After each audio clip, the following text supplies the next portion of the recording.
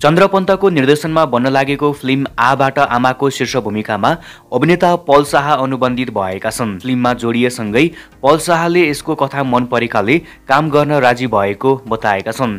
छायाङ्कन चाँडै गर्नका लागि आफूले निर्देशक पन्तलाई आग्रह गरेको समेत पलको भनाइरहेको छ। उनले भने, सबैभन्दा पहिला त यो फिल्मको स्क्रिप्ट मन पर्यो। स्क्रिप्टमा एकदमै इमोसनल छ अनि दिग्गज कलाकारहरूको टिम लिएर निर्माण गर्न लाग्नु भएको रहेछ।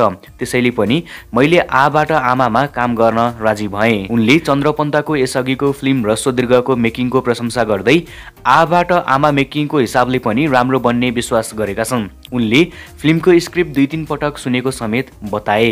त्यसक्रममा सुन्ने र सुनाउने मान्छे इमोसनल भएको उनले बताए। उनले भने, मैले अहिलेसम्म गरेको फिल्म मध्ये यो नै इमोसनल फिल्म बन्छ भन्ने मलाई लाग्छ र दर्शकहरूले पनि अति नै मन पराउनु हुन्छ भन्नेमा म विश्वस्त छु। तपाईहरू पनि अभिनेता पल शाहको यो नयाँ बन्ने फिल्म आबाट आमा हेर्नका लागि कतिको उत्साहित हुनुहुन्छ कमेन्ट गर्नुहोला।